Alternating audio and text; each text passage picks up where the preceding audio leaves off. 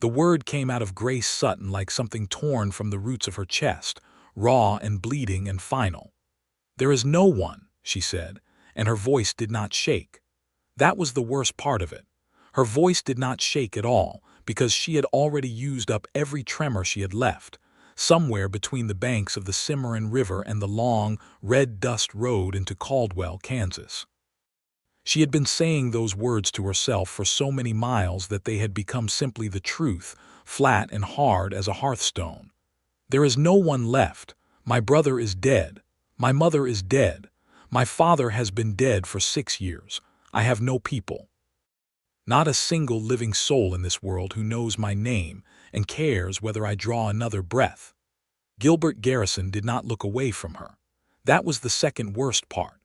Every other man in the town of Caldwell had looked away the moment she'd stumbled through the door of the Territorial Land Office where he worked, covered in trail dust, her dress the color of the earth she'd been sleeping on, her eyes dry and hollow as two burnt-out lamps.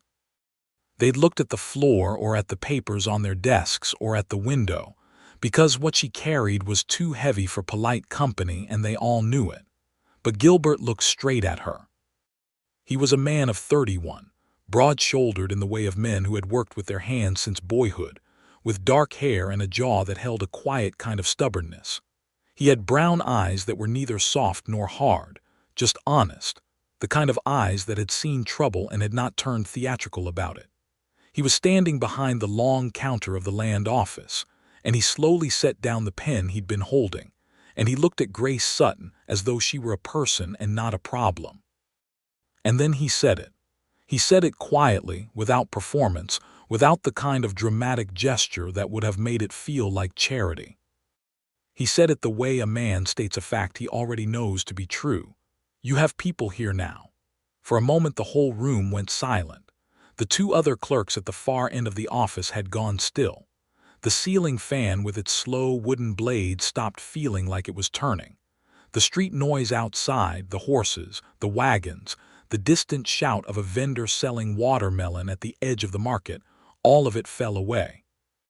And Grace Sutton, who had not cried in 43 days and who had crossed 2 state lines alone with a dying horse and a single saddlebag, felt something break open inside her sternum like a door long stuck finally giving way.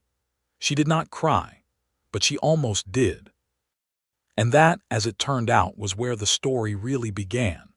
43 days earlier, Grace had been in Wichita, which was then a city that had begun to find its manners after a decade of being the northernmost cattle drive terminus and the roughest kind of place a person could find themselves in.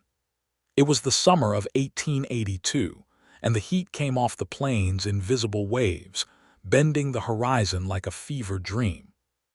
Grace had been living in Wichita for 2 years, working as a seamstress at a shop owned by a widow named Mrs.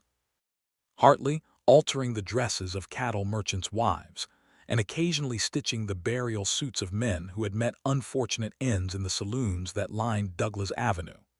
She had come to Wichita from Missouri, and she had come to Missouri from nothing in particular, which is to say she had been born into a farming family outside of Joplin, who had tried very hard and failed in the specific, grinding way that poor farming families in post-war Missouri often failed. Her father, Daniel Sutton, had died of a lung sickness when Grace was 17, leaving behind a 30-acre plot of worked-out soil, a debt to the local bank that his widow could not pay, and 2 children.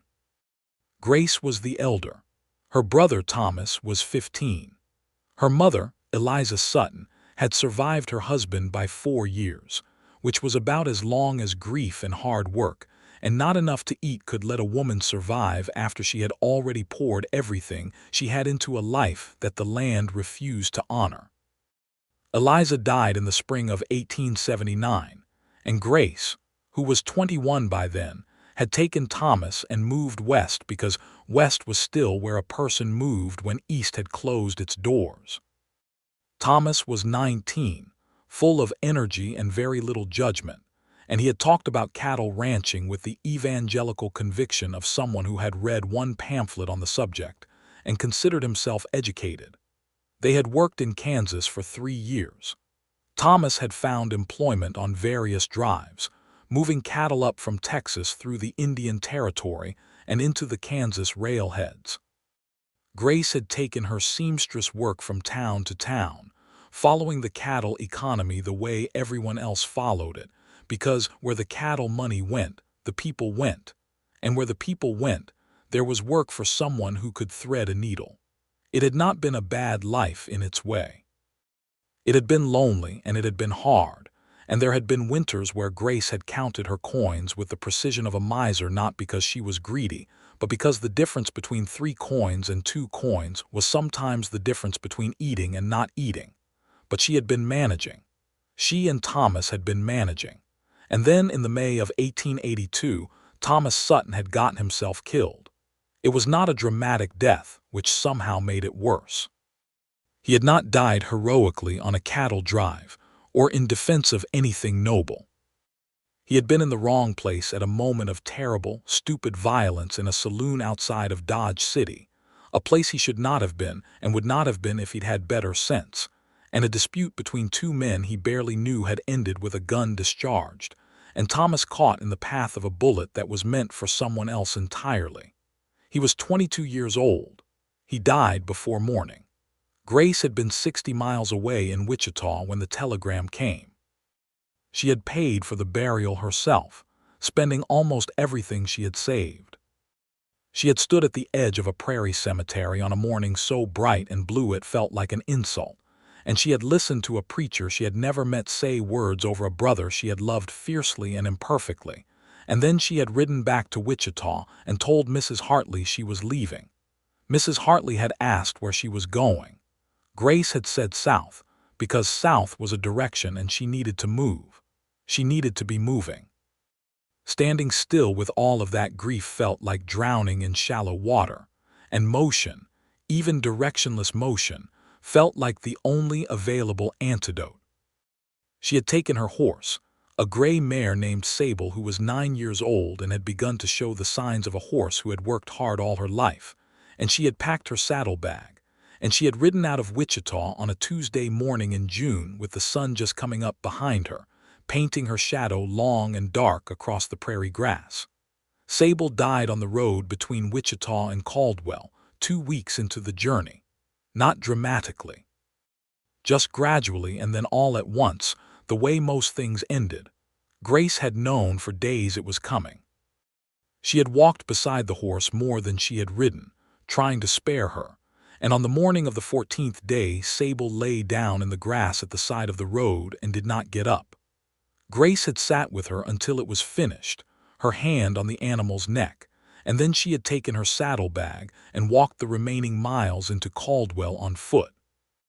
By the time she walked through the door of the Caldwell Territorial Land Office, which she had entered not because she intended to file any claim, but because it was the first official-looking building she saw, and she needed, desperately and essentially, to speak to another human being. She had been walking for 6 days. She was 24 years old and she had no people, and she said so plainly, and Gilbert Garrison heard her. The land office in Caldwell was a narrow building with good bones, sandwiched between a hardware store on one side and a surveyor's office on the other, on the south end of Main Street, where the dust from the cattle yards drifted most freely. Gilbert ran it with 2 clerks, a man named Emmett Dale who was 40 and slow with figures but precise, and a younger man named Preston who was 19 and enthusiastic about almost everything in a way that Gilbert found both exhausting and oddly comforting. Gilbert had been running the Caldwell Land Office for 4 years, having come to Kansas from Ohio in 1878 at the age of 27. He had come out of a sense of restlessness that he had never fully articulated to anyone, and also because he had a law degree that he had earned by studying at night while working days at his uncle's printing business in Columbus, and the territories were hiring men with law degrees and practical sense, and a willingness to work in buildings that weren't always well insulated from the winter. He was, in most of the observable ways, a settled man. He owned a house, a small but solid frame house 2 blocks from the office, with a yard that got good afternoon light and a kitchen that was larger than he needed since he cooked only for himself. He was also, in ways that were less observable, a man who had been carrying a quiet, specific loneliness for years, the kind that had nothing to do with lacking companions and everything to do with lacking a particular kind of belonging. He had friends in Caldwell. He was respected in Caldwell. He was, if he was honest about it, doing quite well in Caldwell, by the measurable standards of 1882. But his house was empty in the way that houses become empty when a person lives in them alone long enough, not silent but genuinely, structurally empty, missing something load-bearing. He had not expected Grace Sutton to walk through his door. He had expected nothing like her at all. After she said what she said, and after he said what he said, and after the moment in the land office expanded and then contracted back into ordinary time, Gilbert had come around the counter and asked her to sit down. He had sent Preston to get water and something to eat from the diner 2 doors down, ignoring Preston's wide-eyed expression, and he had pulled up a chair across from Grace and simply talked to her the way he would have talked to anyone who had walked through his door with a legitimate need, which was the only way he knew how to talk to people. He asked where she'd come from. She told him Wichita by way of Joplin by way of everywhere. He asked if she had funds. She said she had a little, enough to rent a room for a few weeks if the rooms in Caldwell were reasonably priced. He said they were, and named the boarding house on Elm Street run by a woman named Mrs. Clara Webb, who was decent and whose rooms were clean. He asked if she had a trade. She said she was a seamstress. He said there was a dress shop on Main Street that had been running with only one woman since the spring and might be looking for help. He did not ask about her family. She had already told him everything he needed to know about that, and he was not the kind of man who made people repeat the hardest things they'd ever said.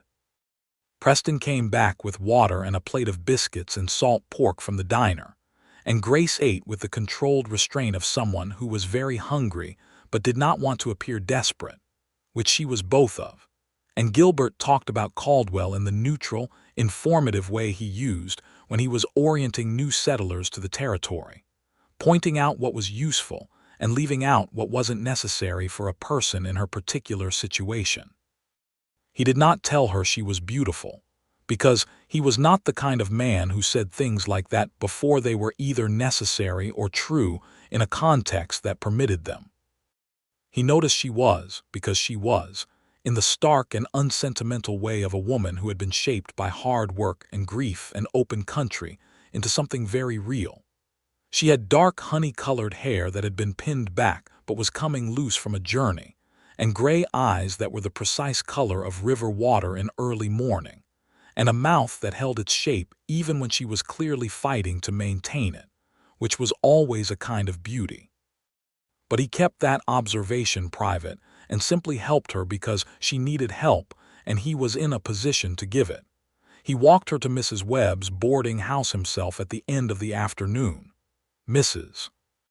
Webb, who was a round woman of 50 with efficient hands and a tendency to feed everyone whether they asked for it or not, looked at Grace and immediately shifted into the mode of a woman who understood what she was seeing and was going to do something practical about it. "You'll have the back room," she said to Grace, in a tone that did not invite discussion. "It gets the morning sun. There's a bath on Saturday evenings and Wednesday mornings. Supper is at 6. She asked Grace her name, and when Grace told her, Mrs. Webb said, "Grace. That's a strong name," in the way that people in that era said things about names, with genuine conviction. She turned to Gilbert, whom she clearly knew well, and gave him the particular look of a woman who has just registered important information and intends to remember it. "I'll put the cost on a short account," she said, meaning Grace's board. "She can settle it when she's working." Gilbert nodded, and then he said good evening, and he went back to the land office to close up for the night. But he walked slowly, and he thought about her gray eyes the whole way. Grace found the dress shop on Main Street the following morning. It was run by a woman named Alice Fowler, who was 45 and sharp-featured and businesslike, and who had in fact been desperate for help since her seamstress had left in April to follow a man to Abilene, which Alice considered a catastrophic error in judgment on the seamstress's part, but could not undo. Alice hired Grace within 20 minutes of meeting her, after asking her to demonstrate her stitching on a scrap of cotton muslin, looked at the result, and said only "fine," which from Alice Fowler was as effusive as a standing ovation. Grace started work that same afternoon. She was, as it turned out, a very good seamstress. She was not simply competent at it, but genuinely precise, with the kind of patience for detail that made the difference between adequate work and excellent work, and she had a natural sense for fitting that meant the women of Caldwell, whose dresses she altered, suddenly wore their clothes with a different kind of ease. Word moved around a small town quickly, and within 2 weeks Grace had more work than she could comfortably finish in a day. She moved through the routines of her new life with the methodical discipline of a person who understood that routine was, in the absence of other anchors, a form of survival. She rose at dawn. She walked to the shop. She worked. She ate supper at Mrs. Webb's. She slept. She rose at dawn again. On Sunday mornings she walked to the small church at the north end of town because the singing helped. Not the words, but the sound of a group of people producing music together, which reminded her that she was not entirely alone even when she felt it most. She did not go looking for Gilbert Garrison. But Caldwell was not a large town, and the land office was on the same street as the dress shop, and it was inevitable that they would pass each other in the course of their respective days. The first time it happened, 4 days after she'd arrived, he touched the brim of his hat and said good morning, and she said good morning back, and neither of them stopped, but she noticed that he slowed slightly as he passed, and she thought about that afterward for longer than she intended to. The second time he stopped. It was the end of the second week. She was standing outside Alice's shop, on her short midday break, eating an apple and looking at the street with the particular blank focus of a person whose mind has gone temporarily quiet from too much work, which was a condition she was actively cultivating, because when her mind was quiet it was not thinking about Thomas or about her mother, or about the long chain of losses that had brought her to this particular patch of Main Street in Caldwell, Kansas. "How are you settling in?" Gilbert asked. He had stopped on the boardwalk a few feet away, not crowding her, giving her the option of a short answer. She considered the question genuinely. "Better than I expected," she said. "Mrs. Webb feeding you enough?" "She is feeding me more than enough. I think she believes food is a form of medicine." "It is mostly," he said, and she saw something shift at the corner of his mouth that was not quite a smile but was related to one. She looked at him directly, the way she looked at most things, without the sideways hesitation that was fashionable among women of her era who had been taught to soften their gaze. He was, she noted again, a steady sort of person. He did not have the theatrical handsomeness of the men in the dime novels that Mrs. Webb kept in a stack by the parlor fireplace, but he had something else, a quality of present attention, of genuine focus, that made being looked at by him feel different from being looked at by other people. "Thank you," she said, meaning more than the practical help, meaning the whole of it. He understood. She could see that he understood. "It wasn't any trouble," he said, which was his way of receiving the thanks without making it awkward, and then he continued down the street. She watched him go and felt something warm move through her chest that she immediately set aside, because she was not ready for it, and she knew she was not ready for it, and she was not the kind of person who let herself want things she was not ready to deserve. The trouble arrived in Caldwell in the form of a man named Harlan Brace. Harlan Brace was, by trade, a land speculator, and by inclination, a predator of the most ordinary and devastating kind. He was 48 years old, lean in the way of men who have burned off their softness through ambition and appetite, with narrow eyes and a manner of excessive pleasantness that people who were paying close attention found alarming, and people who were not paying close attention found charming. He had arrived in Caldwell in July of 1882 with a business partner named Cole Whiting and a scheme that was not technically illegal, but was morally indistinguishable from theft. The scheme was simple and had worked in 3 other towns already. Brace would identify homesteaders, particularly recent arrivals or widowed women or families without male members who understood land law, and he would approach them with a document, official-looking and densely worded, that purported to be a survey correction or a boundary reclassification order from the Territorial Land Office. The document would suggest, in lawyerly language specifically designed to confuse, that the person's existing land claim had a technical deficiency, and that Brace's company, the Southwestern Improvement and Settlement Trust, which did not, technically speaking, exist as a registered entity, could resolve the deficiency for a fee and a partial relinquishment of the land. In practice, the homesteaders signed over portions of their land for nothing, terrified of losing everything. Gilbert Garrison had encountered 2 versions of this scheme before, in his years of land office work, and he recognized the shape of it within a week of Brace's arrival.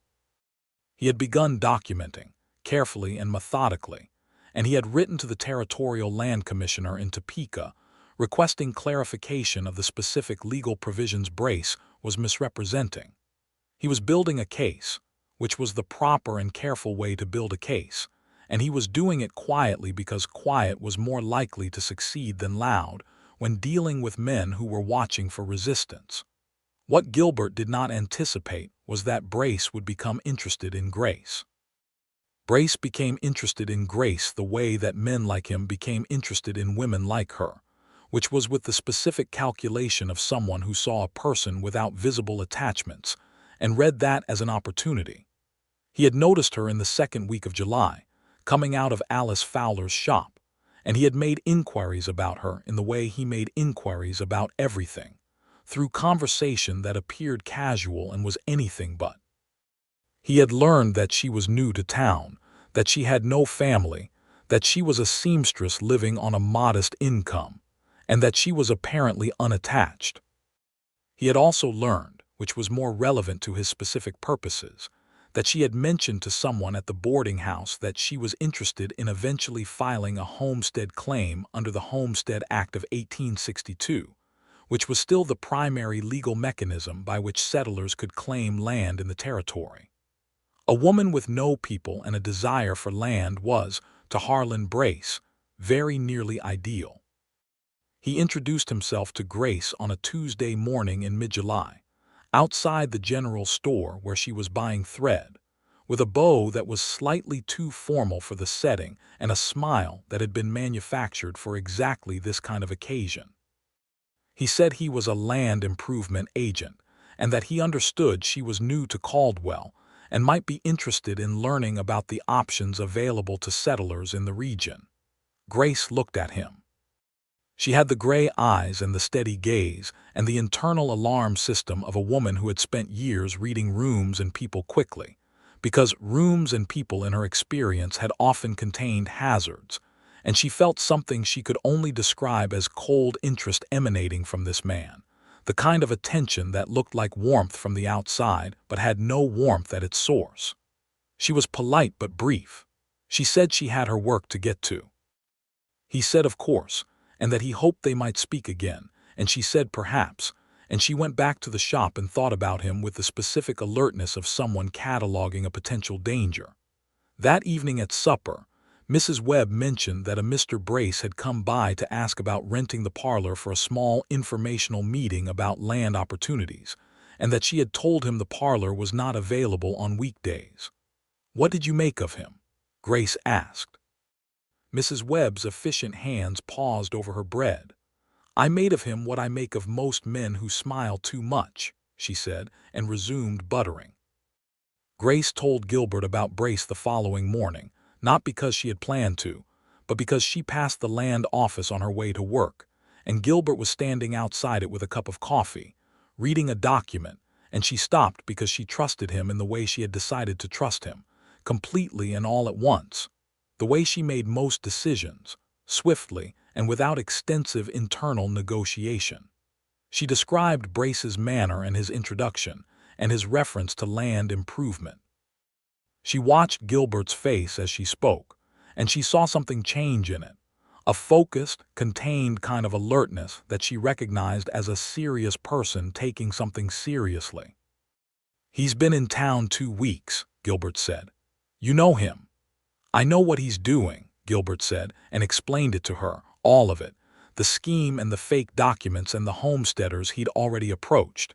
He explained it in plain language without talking down to her, because he was not the kind of person who talked down to people, and she listened with the full attention of someone who was both personally warned and personally interested in the broader injustice. "How many families has he already reached?" she asked when he'd finished. "I know of 3, there are likely more. And you're building a case." "I am," she nodded. "What can I do?" He looked at her. "You don't have to do anything. I'm handling it through the proper channels." "I know I don't have to," she said. "I'm asking what would be useful." He was quiet for a moment, looking at her with that honest, level attention. "If he approaches you again," he said carefully, "which I think he will, and if you're willing, it would help to know exactly what he says, the language he uses, the documents he shows." "You want me to let him come to me," she said. "I want you to make your own choice about it," he said. "And I want you to know that if you do, I'll be paying close attention." There was something in the way he said that last part. She felt it. He felt her feel it. Neither of them commented on it, because they were both people who understood that some things needed to be felt before they could be spoken. "All right," she said. "Then I'll let him come." Harlan Brace came back to Grace 3 days later, this time more deliberately, appearing at the door of Alice Fowler's shop just before closing time with a document folder tucked under his arm and his most elaborate smile positioned in place.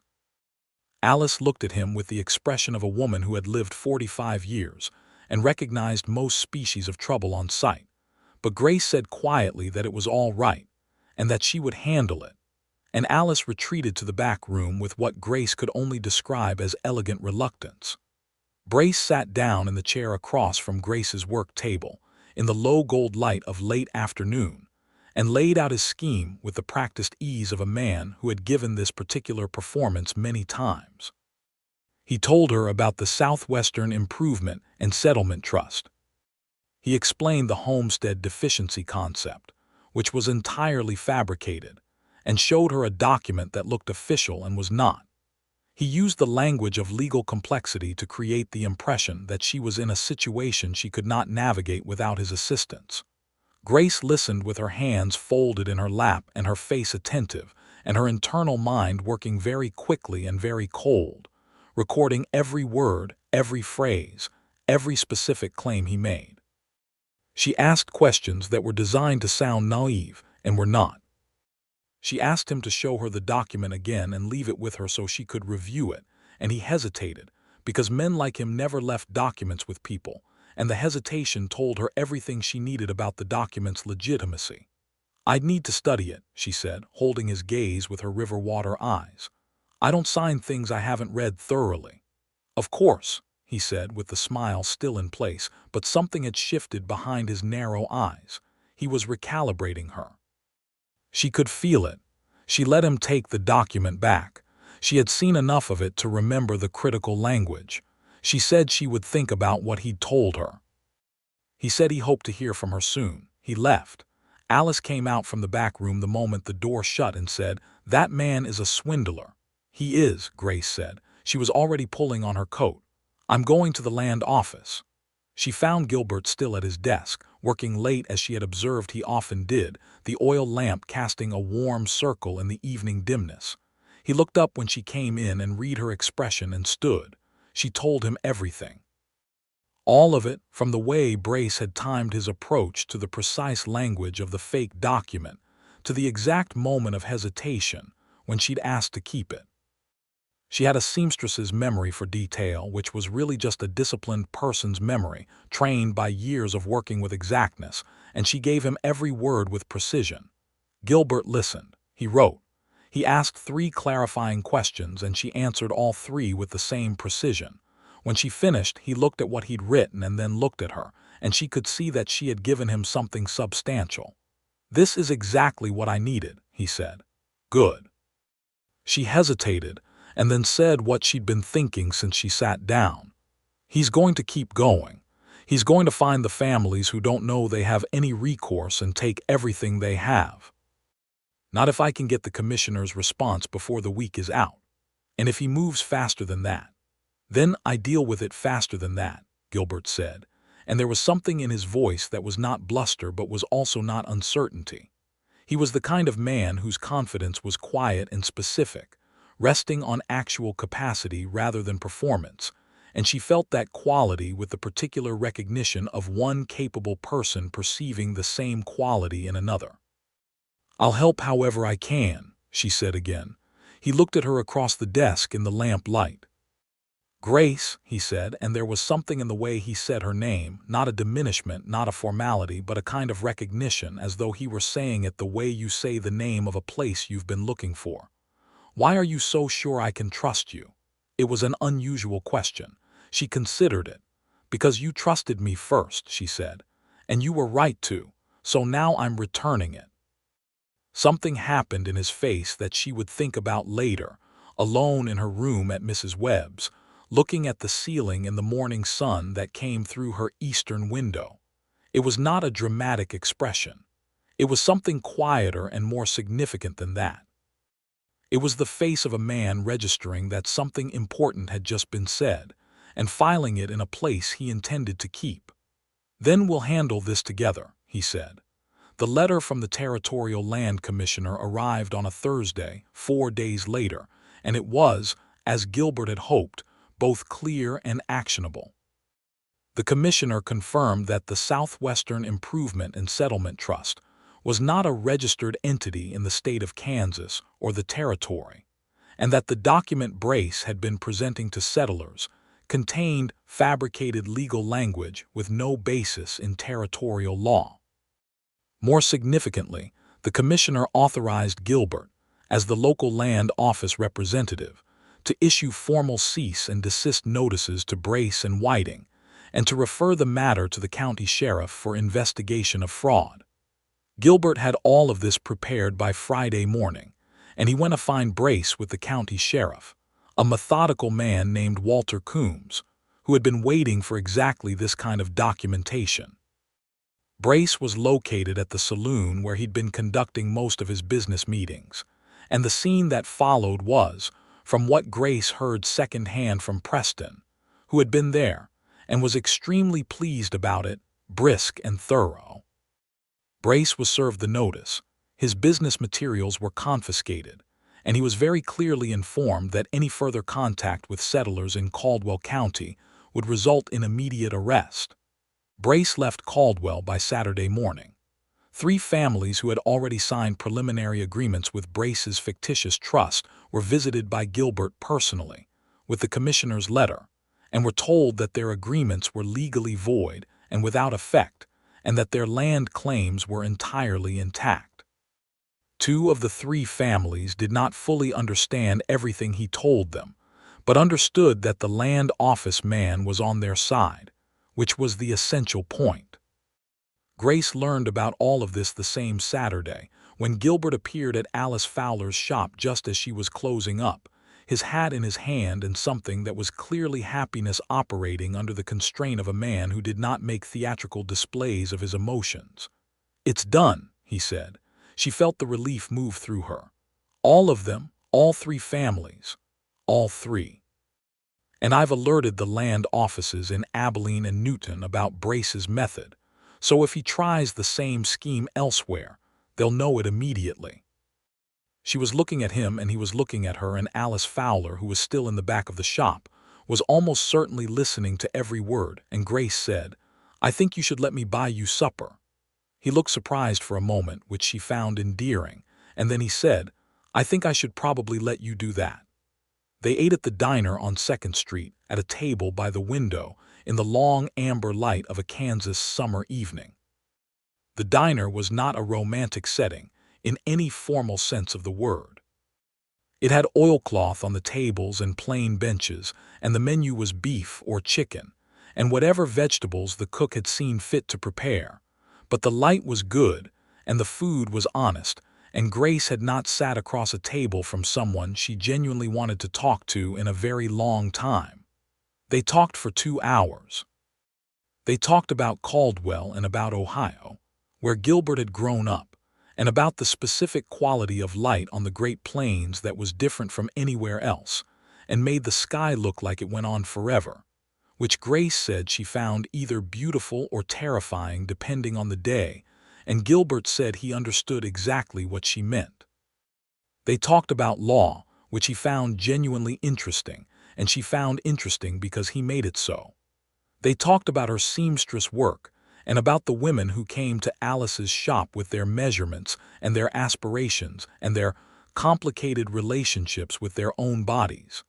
They talked about books, both of them having read more than people might have expected given the circumstances of their lives.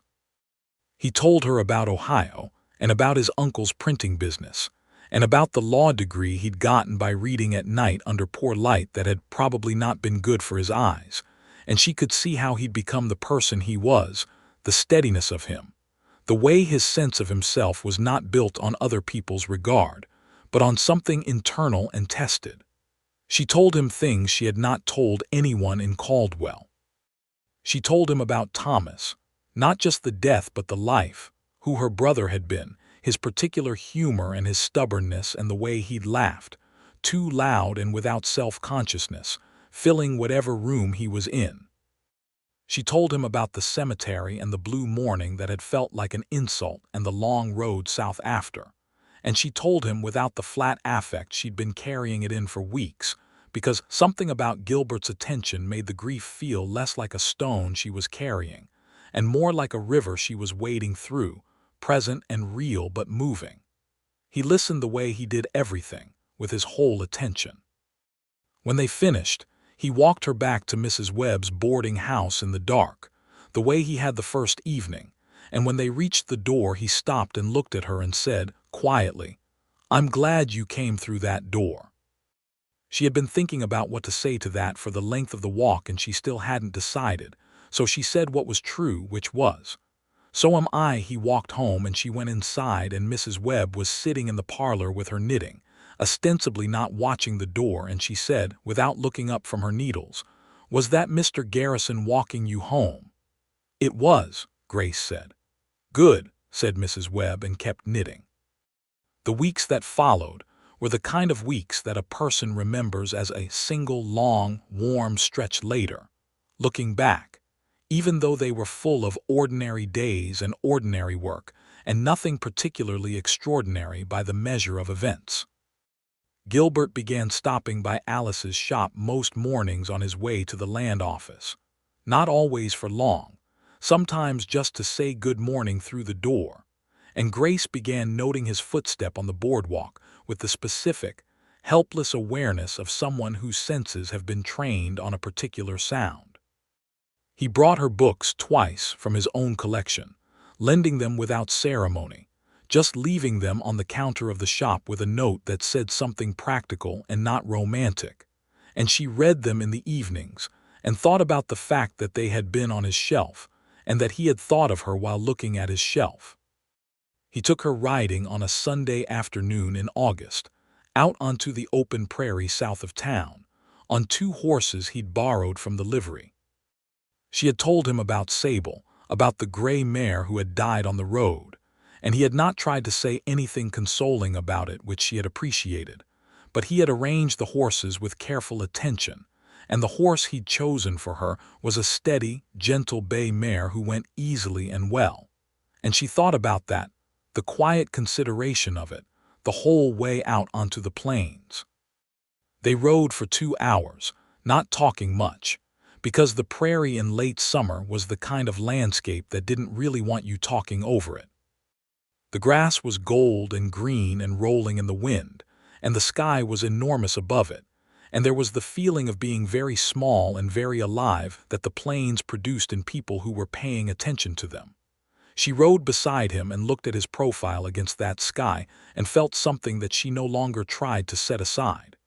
"You mentioned once that you wanted to file a homestead claim," he said, not looking at her, watching the horizon. "I did say that." There's a quarter section available about 8 miles east of town. Good land, river access. Someone filed and then went back east 2 years ago. She looked at him. Are you telling me about available land in your professional capacity? He turned to look at her then with the honest eyes that did not pretend. I am telling you about it in every capacity I have, he said.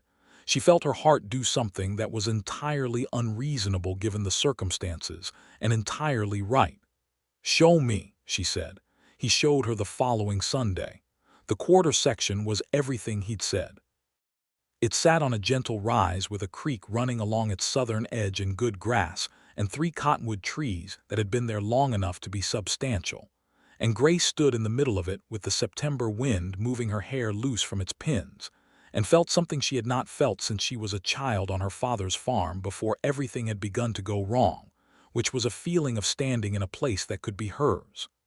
I can file for you on Monday, Gilbert said. It's straightforward. 5 years of improvement and residency, and it's yours under the Homestead Act. She looked at the cottonwood trees and the creek and the long open sky. It would take time to build on it, she said. I couldn't live here while I'm working in town. No, but the claim is yours to build toward. He paused, and Caldwell is not so far.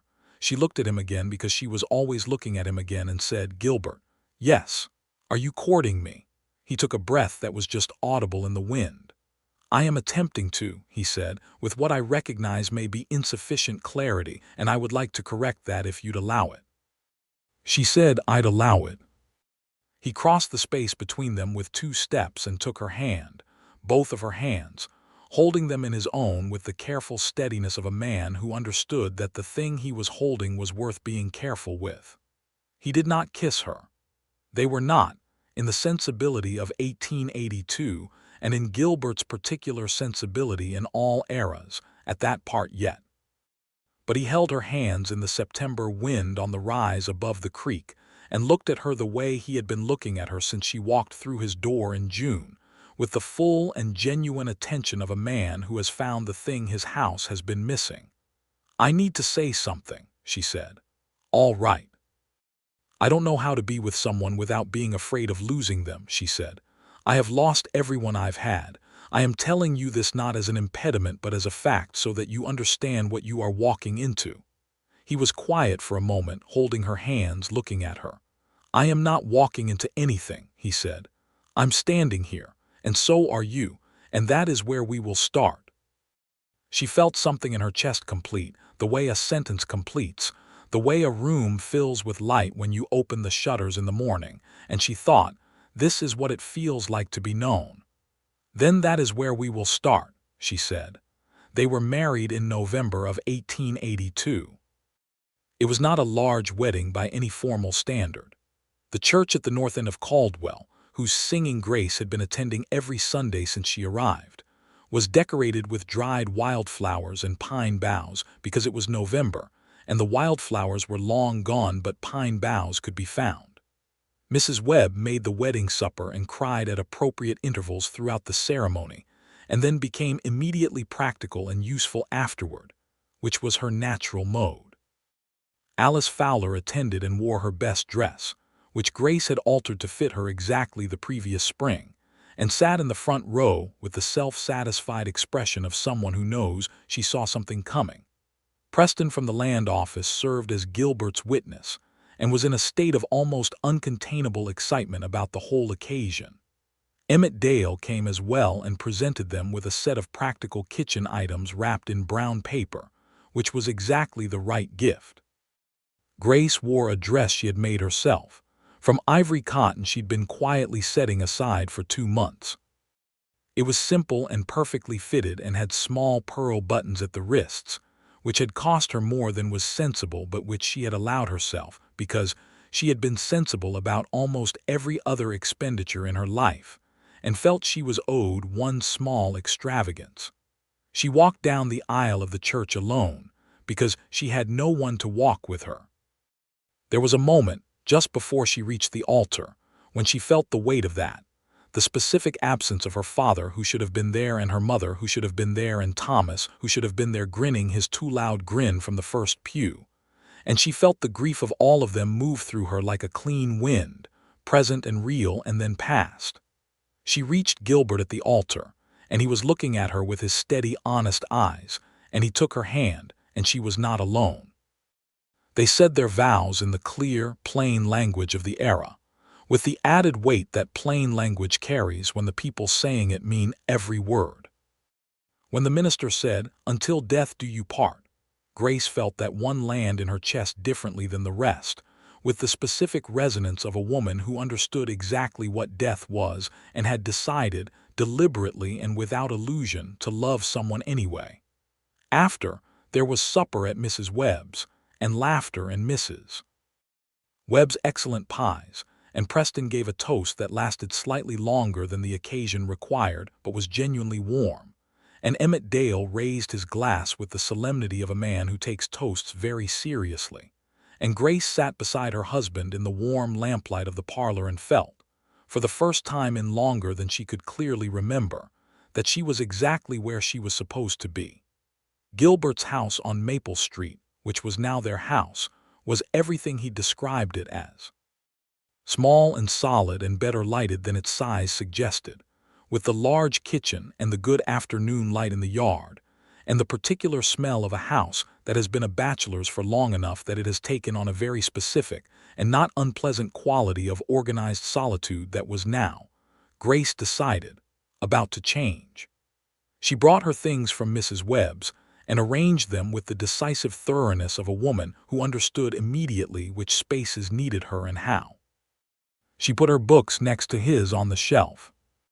She put her sewing things in the room off the kitchen that would become her workroom, because she was going to keep working, which Gilbert had not only not questioned but had actively encouraged, saying that a person's work was their own and that her skill was remarkable, and why would she give it up? She hung the curtains she'd made from the leftover ivory cotton from her wedding dress in the bedroom window because the room needed light. She planted a kitchen garden in the spring of 1883, which was her first spring in the house. She planted it with the focused ambition of someone who had been without stable ground for long enough to have strong feelings about it, putting in tomatoes and beans and corn, and the herbs her mother had always kept, rosemary and sage and mint, that spread faster than she'd anticipated and took over a small corner, that she then declared officially the mint corner, and left to its own devices. Gilbert came home from the land office every evening at the same time, and they ate supper together and talked about their days, and Grace understood that this ordinary ritual of two people at the end of the day telling each other what they'd seen and thought and done, was the thing she had been most profoundly missing without knowing it. The human continuity of it. The accumulation of small shared hours into something that held shape over time. She told him things at the supper table that she hadn't told anyone. She told him about the specific way her mother had smelled of bread and lavender, and about the game she and Thomas had played as children involving 2 sticks and a creek and rules they invented as they went and could never quite explain to anyone else. She told him about the loneliness of the road between Wichita and Caldwell, walking after Sable died, and the particular quality of silence on the open prairie that was not peaceful silence but something more demanding, something that required you to produce your own meaning from within yourself or be lost. She told him about the fear she'd felt and the anger and the long, grinding determination that had kept her walking when there was nothing else to walk toward. He listened. He always listened. And he told her things too. Things he'd kept in the private space that bachelors accumulate, about his parents who had been quietly unhappy together and had taught him by example exactly what he did not want, and about the specific loneliness of being a man who felt things deeply in a time and place that rewarded stoicism, and about the years in Caldwell that had been good in every measurable way, and missing one thing that he had not known how to name, until she walked through his door and showed him what it was. They were, the two of them, extraordinarily well matched in the way that only becomes visible from the inside, from the texture of daily life, from the way two people navigate disagreement and difficulty, and the ordinary friction of shared existence. They did not agree on everything. Grace had opinions that were both strong and clearly expressed, and Gilbert had the specific stubbornness of a man who thought things through carefully before deciding, which meant that once he decided he did not move easily.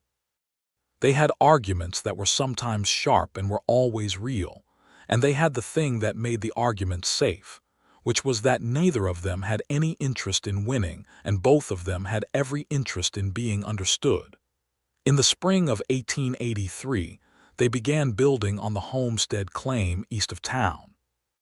Gilbert organized it with the same methodical precision he brought to everything, hiring men from town for the heavy work and spending his own Saturdays at the site. And Grace went out there every week to stand on the rise above the creek and watch the structure take shape and feel the particular, deep satisfaction of something being built. The house on the homestead was not for immediate living. It was for the future, for the version of their life they were building toward, and there was something Grace found profound about that, about a love that was building toward its own future with tools and lumber and practical intention. She thought sometimes about her father's farm in Missouri and the way it had gradually failed, the hope of it going out slowly like a lamp that has run out of oil.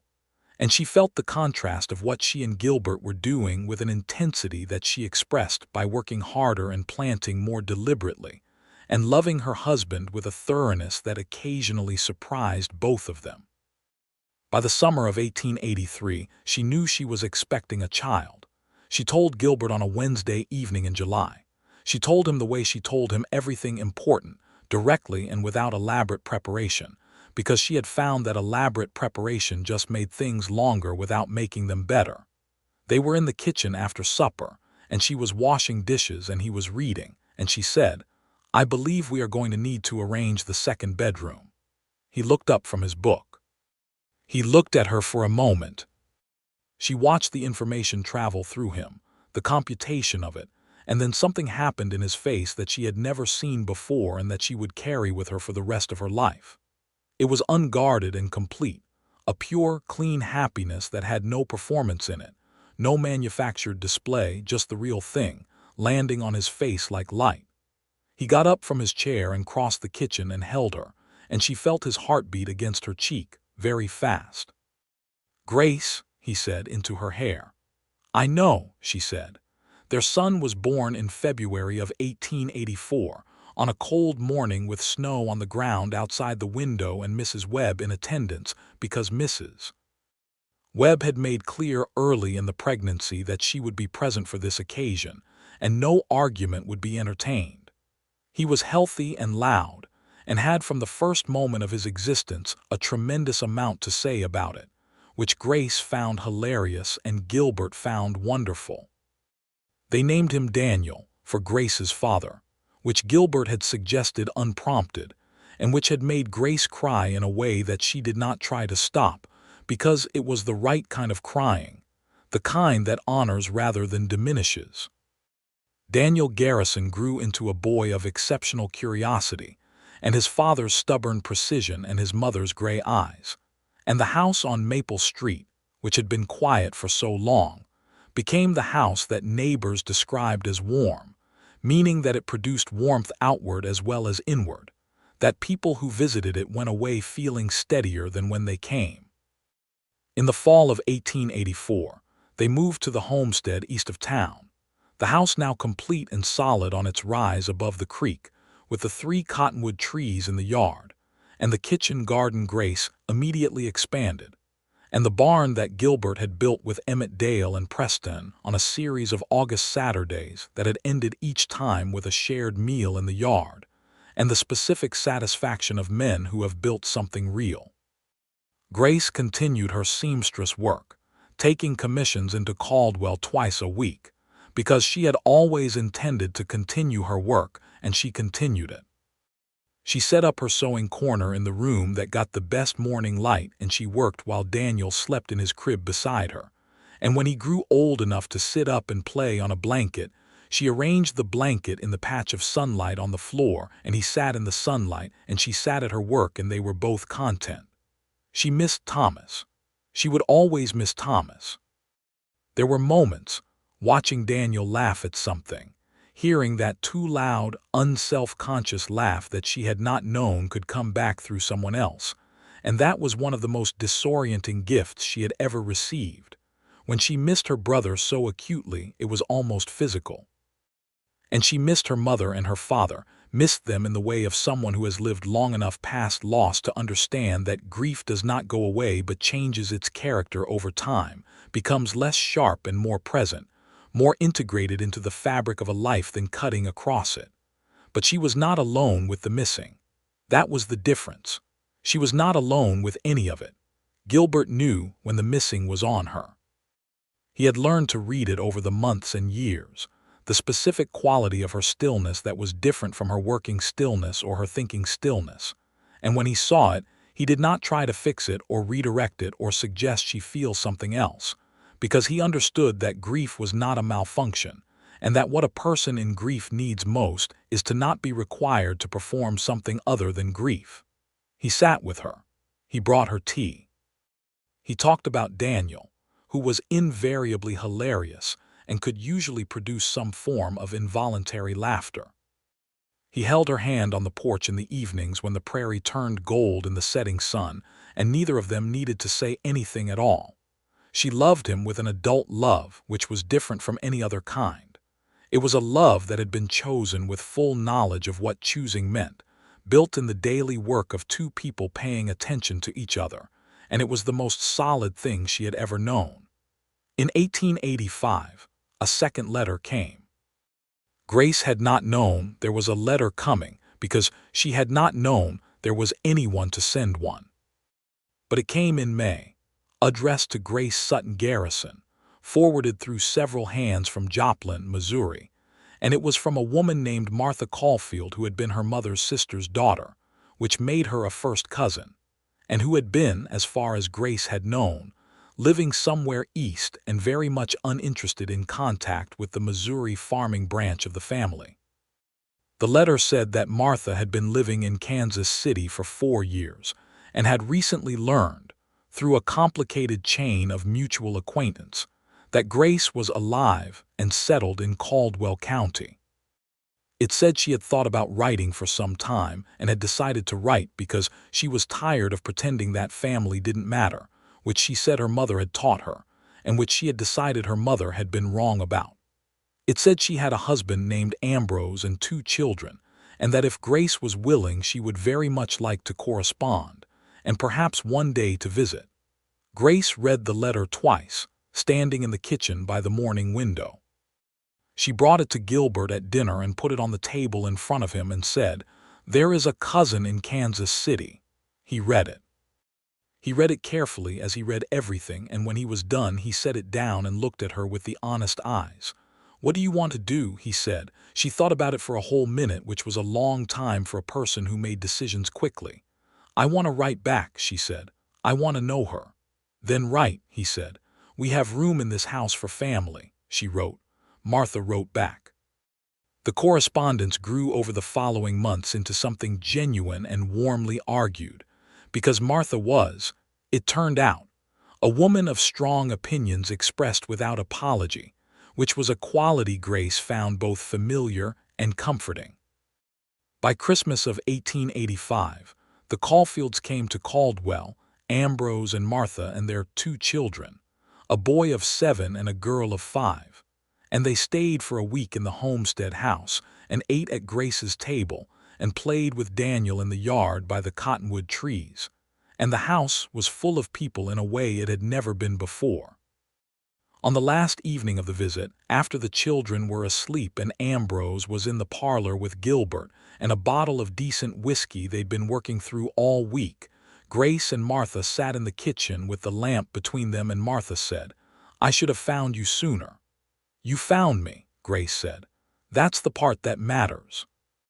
Martha reached across the table and took Grace's hand, and Grace let her, and they sat like that for a long moment, 2 women who had each, in their own way, believed themselves to be without people, finding that they were not. The following spring, Grace planted more tomatoes than she needed, because the Caulfields were coming in July, and Ambrose had said at Christmas that he had never eaten a better tomato than the ones from Grace's garden, which was not a large compliment in the scheme of things, but which she had heard and filed away in the part of her that was already planning for the people she knew were coming back. Daniel turned 3 in February of 1887 and spent the day in the barn with Gilbert watching him with an expression of concentrated joy that made Grace stop in the barn doorway and look at the two of them, her husband crouching down to his son's level in the straw and light, explaining something with patient detail to a 3-year-old who was listening with Gilbert's own particular look of serious attention, and she felt the fullness of her life land on her with a force that was almost physical. She was 29 years old.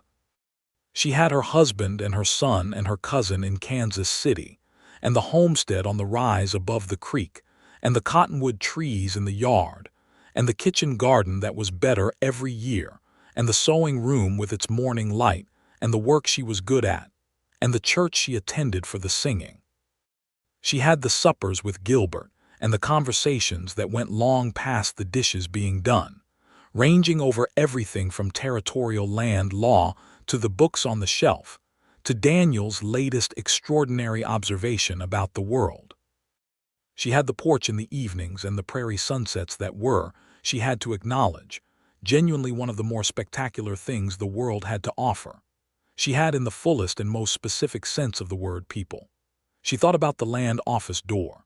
She thought about walking through it in June of 1882, covered in trail dust, carrying everything she had in one saddlebag and her grief in her chest like a stone. She thought about saying it, the flattest, most final thing she had ever said. There is no one left. And she thought about Gilbert setting down his pen and looking at her and saying what he said without flinching, without performing, just stating it as a fact.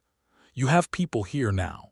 He had been right, and he had not even known the full extent of what he was right about. In the fall of 1887, they learned that a second child was coming, which Grace announced at supper in her characteristic direct manner, by saying that she had spoken to Dr. Chambers that afternoon and the kitchen garden was going to need to be expanded, because she intended to have a larger family than originally planned. Gilbert put down his fork and looked at her and said, "How much larger?" "We will see what God and the Kansas territory between them can manage," she said, and he laughed, which she loved, because his laugh was not large or theatrical, but it was real, and hearing it was one of her consistent and dependable pleasures. This child arrived in April of 1888, a girl, born on a morning of green spring with the creek running high below the house and the cottonwood trees just beginning to bud. She was smaller than Daniel had been, but no less emphatic about her arrival, and had from the first moment the look of a person with extensive things to accomplish. They named her Eliza, for Grace's mother, and when the minister wrote the name in the church record and Grace saw it there, Eliza Garrison, she felt something complete in a way that she hadn't known was incomplete. Daniel, who was 4, regarded his new sister with the serious evaluative attention of a child who has been the only child for long enough to have developed strong preferences about his status, and then reached out and very carefully touched her hand, and when she closed her fingers around his with the reflex grip of a newborn, something shifted in his face that Grace recognized, because she had seen it on Gilbert's face, on her own in mirrors, on Martha's face across the kitchen table. It was the face of a person who has just understood that this is one of their people. The years gathered.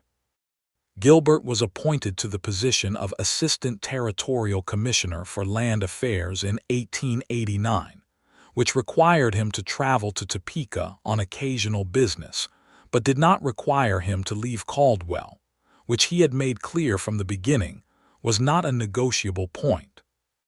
He brought the same methodical thoroughness to the larger role that he had brought to the land office, and the families in the county knew that the land office on Main Street was a place where they would be dealt with honestly, and where the law would be applied with intelligence and without contempt for the people subject to it.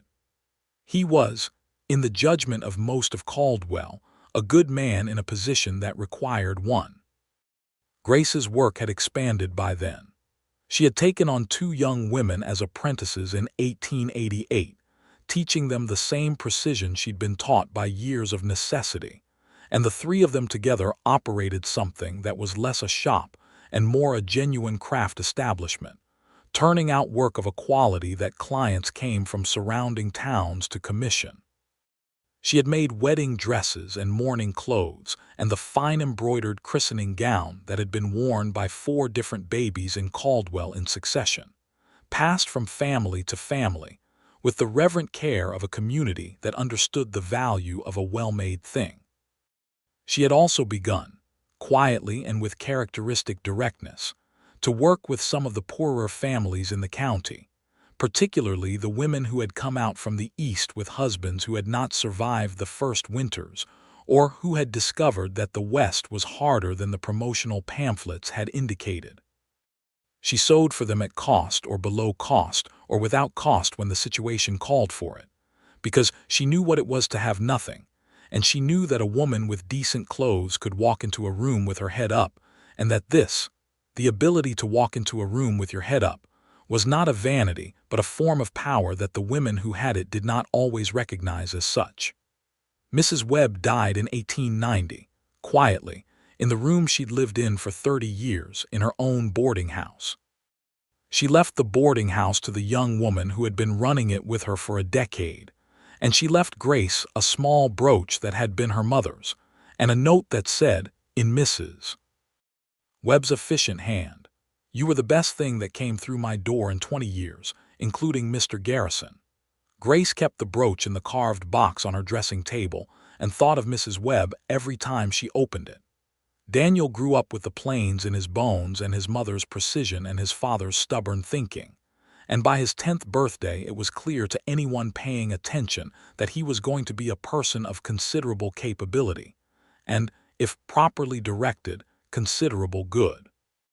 He was serious about his schooling and genuinely curious about everything, asking questions with the focused persistence of a child who actually wants to know the answers, and he had a particular affinity for the land that was probably inevitable given where he'd grown up and who his parents were.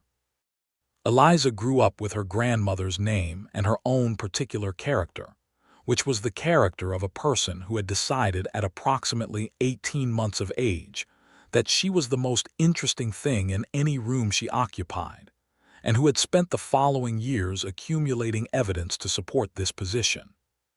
She was warm and fierce and funny and stubborn in a way that was somehow the synthesis of both her parents' stubbornness into something new and entirely her own. In 1891, Martha and Ambrose Caulfield moved to Caldwell.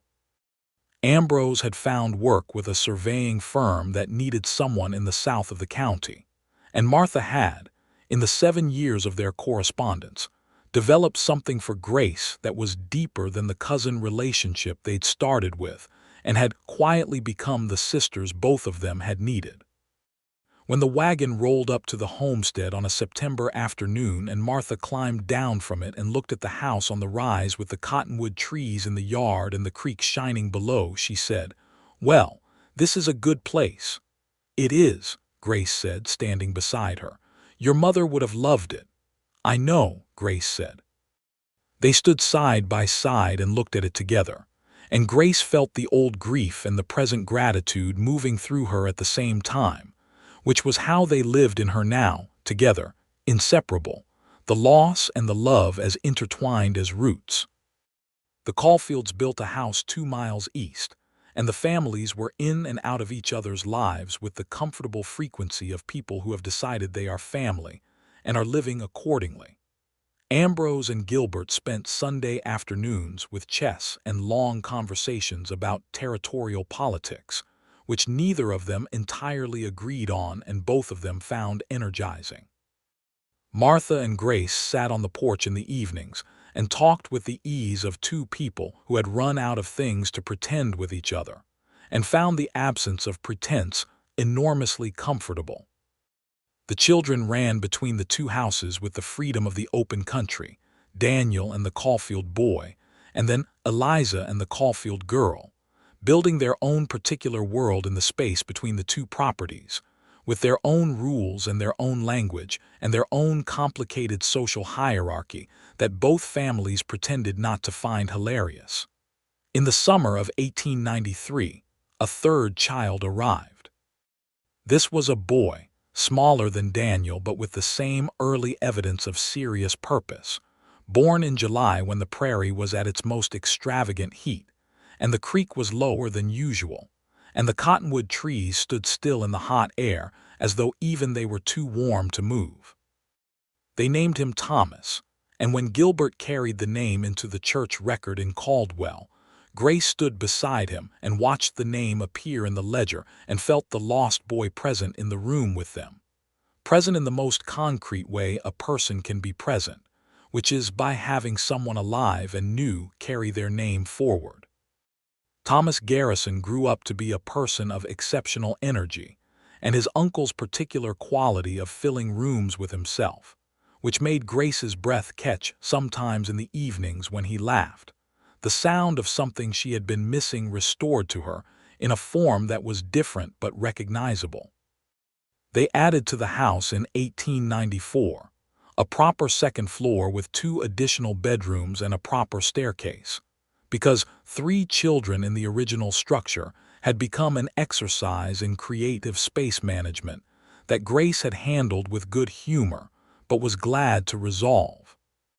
The addition was built by Gilbert and Ambrose and a crew of men from town over 2 long autumn weekends, and the noise and the work and the meals that Grace and Martha produced from the kitchen for the workers were the kind of occasion that attached itself to a family's memory as simply good, an uncomplicated richness that needed no analysis.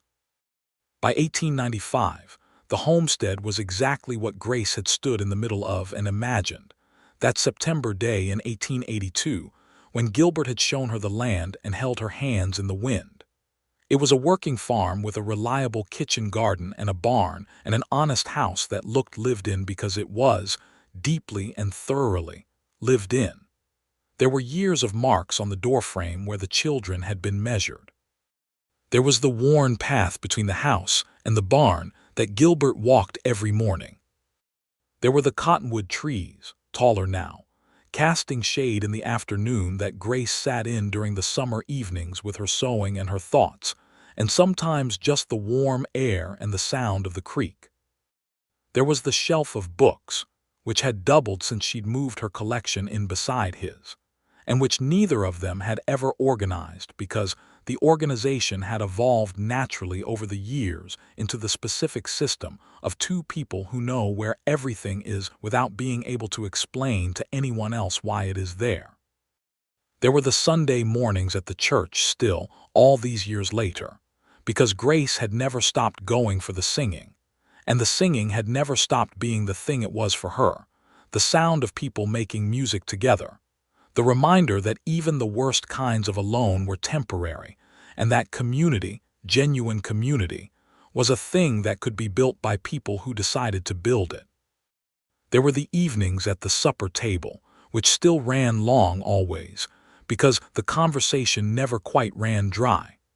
Daniel at 11 was already asking questions about land law that Gilbert answered with serious attention. Eliza at 7 had recently decided she intended to be a doctor, having observed Dr. Chambers at work during young Thomas's bout of fever the previous winter, and was approaching this ambition with the focused determination that was entirely her own. Thomas at 2 was mostly interested in food and dogs, and the specific quality of mud available near the creek, but even he had begun to develop opinions, and was expressing them with the volume of someone who had learned early that he was surrounded by people who liked to talk and had decided to compete. Grace sat at the head of her table in the house she had built on the land she had claimed, surrounded by the people she had made and the man who had seen her when she needed to be seen, and she was whole, not unmarked. She would never be unmarked by the losses she had carried or the miles she had walked or the long specific grief of her solitary years, but wholeness was not the absence of marks. Wholeness was what you built around the marks with everything you'd been given, and everything you'd chosen, and everyone who had chosen you back. On a September evening in 1895, the same month and approximately the same quality of light as the evening they had stood on the rise above the creek for the first time together, Grace and Gilbert sat on the porch of the homestead house and watched the sun go down over the Kansas prairie. The children were inside, the sounds of their evening coming through the open door, Daniel's voice and Eliza's contrary reply, and young Thomas demanding something at the volume he habitually demanded things. The creek was running quietly below the rise. The cottonwood trees were beginning to turn, the first edges of gold appearing in the late summer heat. Grace was 37. Gilbert was 44. They had been married 13 years. She had her hand in his on the arm of the porch chair, and the light was doing what the light on the plains did at that hour, going gold and then rose, and then something in between that had no adequate name.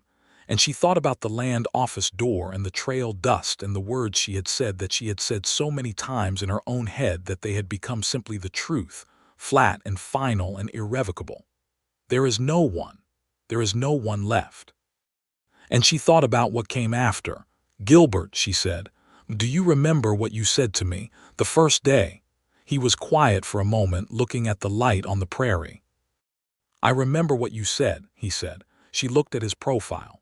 She knew it as well as she knew anything, every line of it, the particular way his jaw held its quiet stubbornness, the way his eyes went more crinkled at the corners than they had 13 years ago, and how she loved that, the accumulation of time on the face of a person you have chosen to be beside. You said I had people here, she said. You did, he said simply.